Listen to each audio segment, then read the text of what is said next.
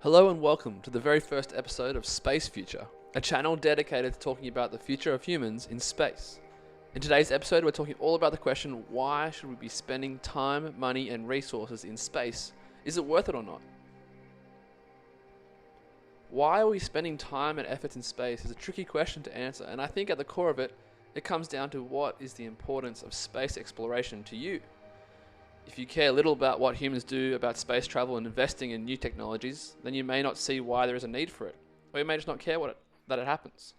As a kid, I found my dad's old Saturn V rocket model in an old box that he never got around to setting up. I spent days gluing all of the intricate parts together, even down to the small legs on the lunar module. It was sick. Once I got older, I fell in love with futuristic space films that took my imagination to endless places.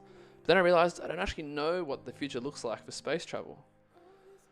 Space to me means imagination, imagining what could be and going out there to find it out if it is. It means possible futures becoming reality and new technologies that also advance us here on Earth as well as in space. To look at why space travel is or isn't worth it, let's take a look at what its worth is. In the 1960s, John F. Kennedy gave a speech with the line as to why America was committing to the space race, saying, "We go not because it was easy, but because it was hard." Not only was it hard, that stuff is expensive.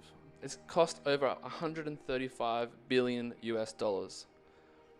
That number on its own just seems incomprehensible. What does that even look like in a bank account is beyond me. So to put it in perspective, here are some other things that cost in the billions of dollars. Hosting the 2012 Olympics cost over $50 billion. The annual tobacco market cost over $670 billion worldwide. And the Vietnam War cost $768 billion. I think I know what I want to continue out of those things. Is it worth that cost though, however? Why do we go?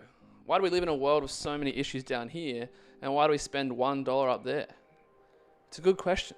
People expect to be able to answer this in just a soundbite. But I think there's so much more to it. It's all about understanding and perspective. We all know the impact space travel has had on our advancements for space travel and the such, with rovers on Mars and the like. However, what about when we turn our gaze back to Earth?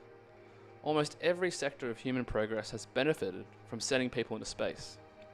Just the act of attempting the feat forced scientists to invent new systems. The Apollo guidance computer was a predecessor to the microcomputer now found in all of your smartphones. Clothes are more fire resistant because of research on space fires. Remotely monitoring the health of astronauts has led to revolutionary systems for helping patients on Earth. Diseases behave and develop differently in microgravity, which assists scientists in finding cures.